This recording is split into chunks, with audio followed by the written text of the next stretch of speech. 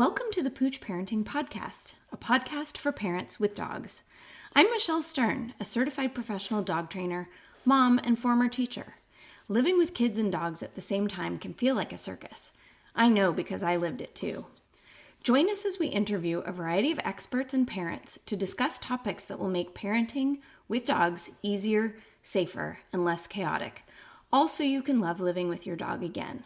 I'll always keep it real, which might even mean that you hear the messiness of life in the background on occasion, but at least you know you're not alone. Welcome to episode 11 of the Pooch Parenting Podcast. Today we talk with Mary Stompe from Mary's Angels Dog Training about clicker training basics. What is it? Why does it work? And why is it such a great strategy for families to use with their dogs when training? Hi, Mary. I'm so happy you're here. I'm happy to be here. Oh my gosh. Well, you're a perfect person to be here today because, first of all, you know that I love you. And second of all, I think that in the past, when you and I have collaborated on clients and when we troubleshoot together, I really like how you explain things. And I feel like you would be a perfect addition for my people. So thank you. Yes. So Mary runs Mary's Angels Dog Training, and I'm going to let her introduce herself. But I'm so pleased to know her and so pleased that she's here with us today. So why don't you introduce yourself? Yeah. So I own Mary's Angels Dog Training. I've been I was assistant dog trainer. I was an assistant dog trainer for like the last 17 years. About 3 years ago, I started my own dog training business. I interned with a few famous dog trainers while I was in college, and my study in college for my bachelor's degree was a focus on animal behavior and neurobiology, and under the broader animal biology sect. Cool. That's good. So you truly appreciate how these days we really look to science as a way to support what kinds of dog training strategies we should be using so that we're not wasting time on using, negative strategies that aren't actually teaching the dog or building nice relationships with our dogs, but instead that we use strategies that are a lot more positive in nature. Exactly. Yeah, that's good. So you are Karen Pryor trained, which means that you understand, is their focus, they say they're clicker training, but it's really just training, right? Yeah. It's all about the Karen Pryor certification program focuses a lot on combining book learning with practical experience. Mm-hmm. And so the entire time that you're taking the course, you're not just learning, you are actually practicing with a dog that you have to take through the course with you. Mm-hmm. And it's a 6 to 8 month program, depending on which time of the year you take it in. And you have to pass a practical exam showing that you've trained your dog. You have to pass a practical exam showing that you are capable of teaching a class of multiple people. Mm-hmm. And you have to pass a written exam, and all of those tests you have to pass with a 90% or better. Wow, that's really good. I love that rigor because you can't just scrape by them. Exactly. Yeah, that's great. Okay. It makes me feel confident in the other trainers that have the certification too. Yes, I think that's actually really super that it's a nice what would you say, measuring stick, I guess, of like, somebody that you would choose to work with versus somebody that you wouldn't in terms of credentialing. I think that's really good. Okay, so let's talk about how what clicker training even is, how it's different or not from any other kind of dog training. Like, what is the clicker for, and how could our families use it in their work with their dogs? Yeah, so the history of the clicker, it was originally a method used to train dolphins. They used a whistle instead of a clicker because the dolphins couldn't hear the clicker. But you can't be forceful with a dolphin. It can swim faster than you can, and you can't get into the water with them. So they had to find a way to communicate with the animal when they had done something correct and when they had done something that would earn them food because they rewarded them with fish. And so from there, they've been able to adapt the method, which is called marker training, to train excuse me, thank you, which is a way to communicate to various animals that they have done the correct thing and have earned a reward of some kind, which may be treats, it might be pets, it might be a toy. So a marker is just an instantaneous thing that the animal can perceive, that they are then able, or that then is paired with food or a reward of some kind to let the animal know that they have done something correct and earned a reward. So with a deaf dog, you wouldn't use a clicker. Often we'll use a thumbs up instead. And because it's something they can see that they don't have to hear. With dolphins, we use a whistle because they can't hear lower pitched sounds. Right. Some people will use a particular word for a dog, like a yip or a check. Says a particular tone of voice that allows the dog to know that's what it is. All of these things are markers, but the marker we use for clicker training is a clicker. So this is a Karen Pryor clicker. Yeah. Okay. I have one of those here in my desk, actually. Yes. We're twinsies. Perfect. So I like the iClick because it's so easy to push the button. No matter what finger you use, you can use it. You can put it in your pocket and hit the button. Oh, yeah. Other clickers, the button is more recessed and it's harder to hit. Yes. So I find this really helpful, especially with my clients that have arthritis or something and they're not as mobile, or if they're less able to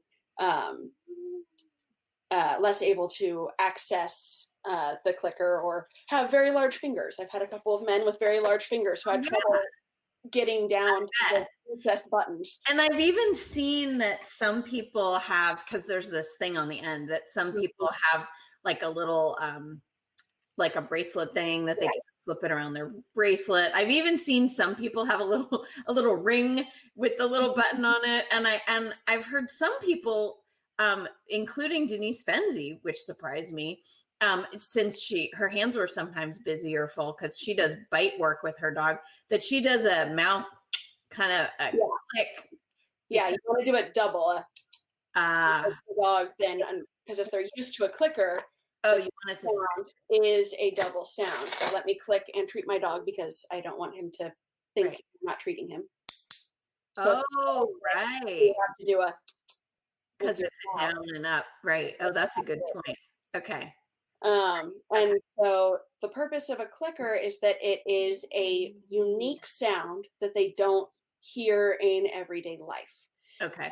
And so it's something that's difficult to replicate. You can with your mouth, you can with a piece of metal, which is what clickers really are, is a piece of metal that bends and then unbends. But it's not something that the dog is going to, it's not a noise that a car is going to make. It's not a noise that your kids are going to make when they are, playing, or when, if they are, excited at a sports game and shouting, yes, yes, yes, yes, yes. And if your dog thinks that yes is their marker word. Yeah. I do use the word yes. And I think it's how I say it. And I don't, like, I chose yes as opposed to good, and some people want to use good girl or good boy. But the thing is that I talk to my dog and tell him he's a good boy all day long. I'm such a good boy. Who's such a good boy? And that's different, right? He heard the clicker here. He wants to say hi to his Auntie Mary. He misses you. Hi, Jace. Best friend Pippin too. It's your buddy. Look at your buddy. Oh, I know. We need another play date for them to run around. Absolutely. Okay, so that's really neat. Okay, so it's a unique sound. That's really good.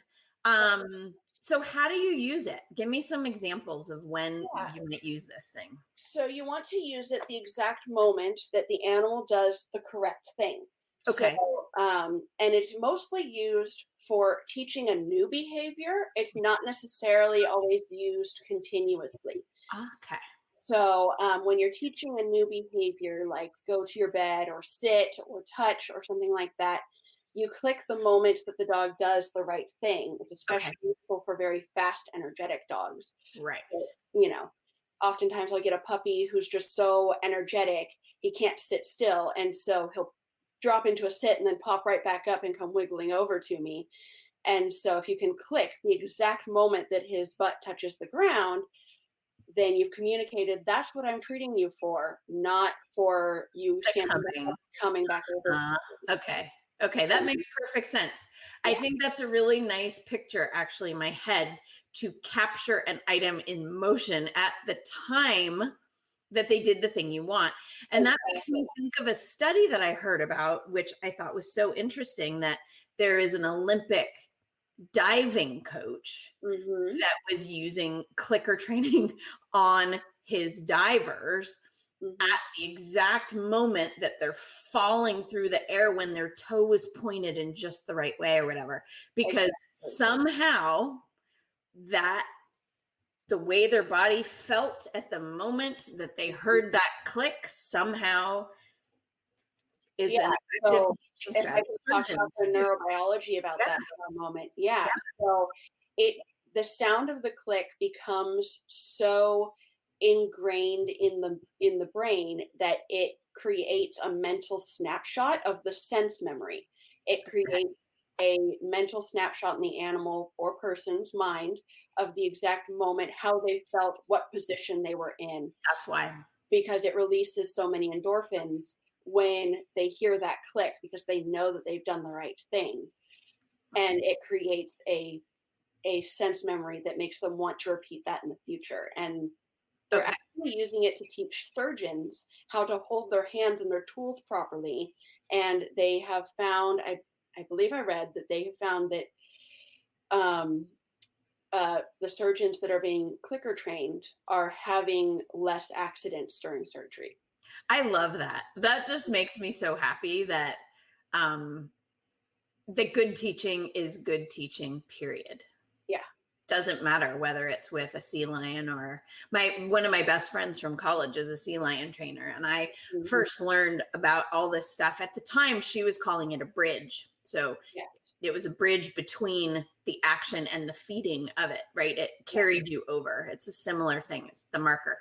And for her, they use the word good, but they say it, all their trainers, they're all women, and they all say it at the same good. They all say it like that. And I hear it in my head, and that's what all their sea lions are trained with, that as their marker. And it's fascinating to see how good teaching works across any species. Doesn't matter. And that's something, jumping off of that, that's a great segue into why a clicker, because everybody in a family has different vocal ranges. So if every time that you have to teach a dog a marker word, everybody in the family has to either learn how to say the marker word the same way at the same pitch, or they have to, the dog has to then learn the marker word from every person. And so back at square zero and teach each person and teach the dog that when this person says the word yes or good, that is the marker word for that person. And And the clicker creates an even playing field. Anybody can click. that's It's amazing. not the same. Okay, that's interesting. I could see some kids who are a little more impulsive having issues, not going click, click, click, click, click, click, Yes. click. So then it's a matter, then it's I know, I'm sure it is. So then it becomes a management issue or a parenting situation where you're like, okay, we're going to use it in this context, but not in that context. Or, maybe the parent clicks when the kid is doing the training session, not the kid clicking, perhaps. Something else that can help is using another word as a marker for your child. So oftentimes I will use the word good as a marker for my clients while they are clicking. And so something that you can do is you can have a station for the clicker. So have a little box that's for the clicker and put it on a table nearby. And when it's not your turn to train, your clicker goes in the box.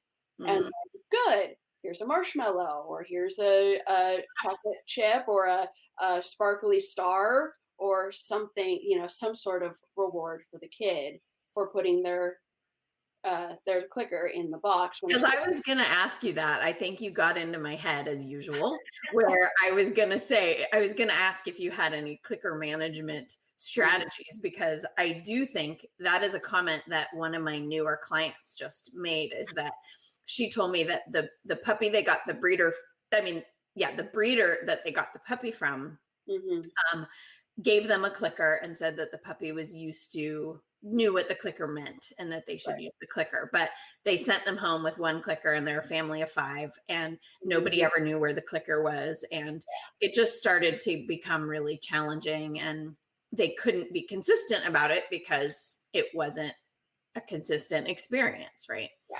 So I like that you said that you can have a place where it lives. And yeah, I think that's a really good idea. Kind of like what I do with the car keys in the garage. We have little hooks, and they're supposed to go on the hooks. Doesn't mean they always do. I find them on my bathroom counter all the time when a certain husband doesn't put his away. But it can also help to have each person in the family have their own clicker, and like you different colors or something. Different colors, yeah. So have their own color-coded clicker, or have clickers in various places in the house. I have some clients have a drawer near the front door, and that's where the clicker goes, because that's where they work on door manners. Yeah, letting their friends in, or getting packages and stuff like that. That's like me with treats all over my house. I have a jar of treats in the kitchen and a jar of treats by the front door. So it would make sense to have clickers near all of those places. Yes, exactly. Okay, this is really exciting. So what would be a fun activity that a family could do to try to get, because the timing seems to be of the essence, right? That if you don't, especially I'm imagining now this cute wiggly puppy that you described, who's like, I cannot sit still, but I really want to please you because I'm such a happy puppy and I want to do the right thing. And I really love cookies. So I want to earn the cookies, but I just can't stop my body. So how do you help a family to learn to get their timing accurate enough that their dog actually learns when that one moment in time was that the dog did the right thing? Did that question make any sense? That makes perfect sense. So I usually start with teaching touch or sit. Okay. Because it's very definitive when that moment is. So touch is when the dog's nose touches the palm of your hand. Okay. And you have to click that exact moment you feel that cold, wet nose bump against your hand. Okay. Before they pull back. That's pretty clear. Yeah. Okay. So I usually start with teaching that. Okay. Or I will also work with a ball and I think I have a ball here. I might have. Here. I'll use. I have a stress ball. We could. Perfect. Yeah, perfect. So basically, your job would be, we would have 2 people. Okay. One job is to toss the ball into the air. Okay. The other person's job is to click the exact moment that the ball hits its highest point before it falls back down. Oh, that's hard. I bet that's really hard. Yeah. So that's one way to do it. The other way to do it is, if it's a bouncy ball, is to bounce the ball on the ground, and you try and click the moment that the ball hits the ground. Oh, okay. Which is a little bit easier than the highest point. Right. Yeah. So then the person throwing the ball, once you start to get good at it, the person throwing the ball can start to sort of fake out the person who's throwing. And so they can do little ones versus big ones. Exactly. And so that's a really fun game for families to play together. Kids really like throwing the ball and trying to fake out their parents. It's a lot of fun to them. Of course, you want the dog in a different room for this, because you don't want them to hear a whole bunch of clicking when they're not getting treats, because then they're going to get frustrated, they're going to get annoyed, or they're going to learn to ignore the click. You want the dog in a different room or out in the backyard or something while you're playing this game with the family to get your clicker skills nice. And so that leads me then to my next clarifying question. So we're clicking the moment the dog does the right thing. Yes. But the click is not enough, right? We need to pay them every time we click. Is that right? Yes, you need to pay them every time they click. And payment doesn't always need to be food. It can be a toy, or it can be tug, or it can be pets or praise if your dog likes that. Every dog has their own preference for how they like to be rewarded. Currency, right? Exactly. Okay. For some Labradors, belly rubs is a $50 bill. And for other Labradors, a ball is a $50 bill. And for other Labradors, it might be food. Food. If it's a lab. Absolutely. Or water. I know. That's really interesting. I like that you said that. I like that you reminded us that every dog, of course, these are sentient beings with opinions, and that for some dogs, like my older dog, Barley, her, she's 12 and she will eat anything, practically cardboard, old gross kibble, no problem. That's delicious. Whereas Pippin, he likes food, but he is a little more discerning these days, which is so annoying actually, because I have found that if he doesn't find a treat valuable enough, he sometimes just doesn't want to continue the work because it's not worth it. He's like, I can do without that treat. That's not so good, which is like, oh no. So then I have to figure out what he finds valuable. Mm-hmm. Right? Because that's the whole point of a reward, is if it's not actually rewarding to that dog, then it's not a reward. Exactly. Yeah. And so a great way to test this is to take the thing that you want to reward your dog with, whether that's their kibble or a special treat or a ball or a tug toy, whatever it is, and ask your dog to do the same thing 3 times in a row and reward with that thing. So say I want to work with Jace. Jace, come on. Up. Come on. Come on up. No, you want to lay down in your bed? Come on, you can do it. Come on, little dog. Come on. Good boy. Clever boy. So Jace here likes pets. But if I ask him to do something that he knows, like sit or touch 3 times in a row, and I only rewarded him with pets, he might start to slow down, or he might look at me before he cries. He might start to vocalize or whine or rumble Okay. because I'm not rewarding him with his usual reward, which is food. So if you want to test if your dog likes something, ask them to do the same thing that's familiar, that's really easy for them to do 3 times in a row. And if you see any hesitancy, then what you're rewarding them with isn't rewarding enough. Ooh, I love that. That is a clear litmus test. And for me, I feel like sometimes the waters get muddy and I'm like, well, maybe. And that's a hard sell. If it's a maybe, I mean, come on, right? Yeah, exactly. And do you find that the different circumstances warrant different rewards? So for example, you're in a one room of your house right now with the door closed, but I know you have cats in that house. And I suspect that if one of the cats went running by, that Jace might not find that one treat so interesting anymore. So what do you do in that case? So I see this, that's exactly something that happens, but I see it most often when my clients move from training indoors or in their backyard to taking the dog on leash outside their property. The real world, I say. Yeah. Exactly. The moment they hit their driveway, everything goes out the window because there's so much that you're competing with. And so Jace right now is working for his kibble, which thankfully he likes enough that he will work for it outside because he's allergic to most other things, so his kibble's all he can eat. But I usually recommend that my clients have a special treat or 2 that they only ever use when they're off property. And then they have other treats that they can use in the house and in their backyard. But those special treats are saved for especially stressful situations or especially distracting situations. Okay, so we don't want to waste our best treats in the house because then we're losing the value when we really need it. Exactly. If you have a Hershey's Kiss for dessert every day, you're going to get real sick of Hershey's Kisses pretty quickly, and you're not going to want to get a Hershey's Kiss when you go to as your dessert when you go to a fancy restaurant. You're going to want the chocolate mousse or the tapioca pudding or something else. I want a souffle, a chocolate souffle, or one of those lava things. Creme brulees. Oh, so good. Me too. I love creme brulee. Okay, that's really good.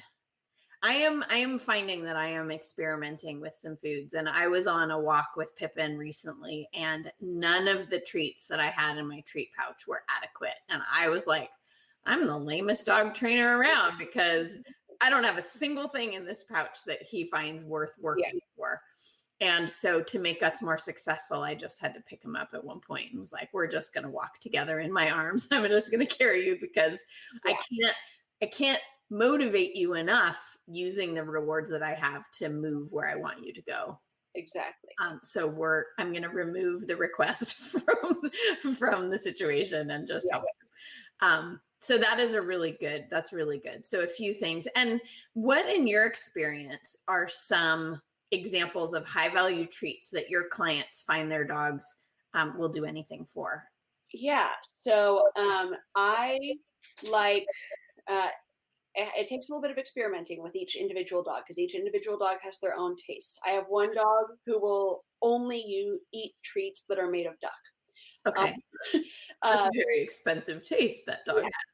And I have one dog that loves carrots to the point where carrots is the one thing they will work for. So it takes some experimenting to find what the dog likes, but the thing that most dogs will go crazy for is meat. So if you boil basically any kind of meat so that you get most of the fat down and then you cut it into tiny cubes. I buy freeze-dried beef liver bits, which they have a lot of nutrients, but they're high in fat. So those are better for larger dogs. For smaller dogs, I will buy the Vital Essentials mini nibs, which is these tiny little bits of, it's a freeze-dried beef or duck or whatever it is, but it's actually a kibble substitute. So it's a balanced nutritionally. Okay, good. So I use that a lot.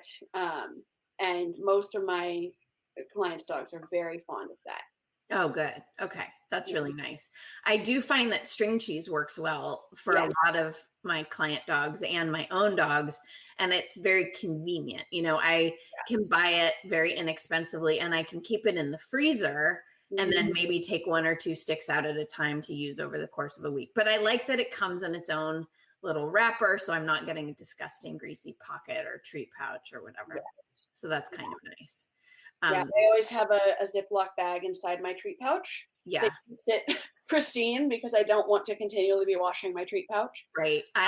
Mine is pretty gross. I do often literally just in fact, it's in there right now. I put my entire treat pouch in the refrigerator because I don't have Ziploc bags right now. So I just stick the whole thing in the fridge, which is kind of ridiculous, but it works. Yeah. Okay. And there are companies that make freeze-dried cheddar cheese as well. Really? Pure Bites has freeze-dried cheddar cheese. It's kind of crumbly, so it can be a little bit difficult to break it up for smaller dogs. Okay. But it's a lot less greasy than string cheese. Well, and probably more shelf stable because it's freeze-dried. So that's nice to know too. Exactly. That is very cool. Okay. I feel like this has been a really good overview. So just to reiterate a few of the key points, the clicker is consistent so that no matter who's using it, they're getting a similar cue. We reward with food or praise or some item of value playing ball for every time that we click as the payment for doing a good job well done. Different values of treats depending on circumstances and the taste of your dog, right? They all have different opinions. And then we can also practice by playing games with our kids and our spouses and whoever, our siblings, by playing games with balls where we could either drop it and try to click the moment that it hits the ground. I just dropped it on the dog. Whoops. I was trying to demonstrate. Or by throwing it, and when it hits its peak, trying to click. And it is harder, I have to say, it is harder than you think to get that timing right. It is. And one more thing that I'd like to address is some dogs, some animals are very noise sensitive. I do occasionally have dogs that are afraid of the clicker. Okay. So if you see any flinching or any hesitance to come to the treat after they hear the click, then get rid of the clicker. It's not for your dog. It's much more difficult to get a dog that initially reacts badly to the clicker to like it than it is to just choose a different marker. Okay. So I've had a couple of clients who the dog didn't like the loudness of the clicker, and so we used the clicking of a pen. Oh, clever. Yeah, which is a lot softer, but the dog can still hear it. Oh, that's much calmer and less piercing, actually. Exactly. That's a really clever idea. Or, use a mouth click, because then you can control the volume, or just use a word that you can then use And it. as long as you're consistent, the premise is the same. Exactly. Okay. This is so good. Mary, you're so good. This is really helpful. I think that it's really great to explain how this even happened, right? Like what even is clicker training? How do you use it? How do you practice with it and get the right timing? So thank you. Where can people find you if they want to learn more about you or clicker training? Yeah, so my website is www.marysangelsdogtraining.com. I also have a Facebook page, Mary's Angels Dog Training, where you can see videos of me training my own dog to be bark less at the sound of the doorbell. That's good too. See a couple of leash training videos and other things with some of my clients. And I'm less active on Instagram, but I'm also on Instagram. And Great. Well, thank you for taking time to be here with us today. I really, really appreciate it. My pleasure. Thank you for having me. Thank you.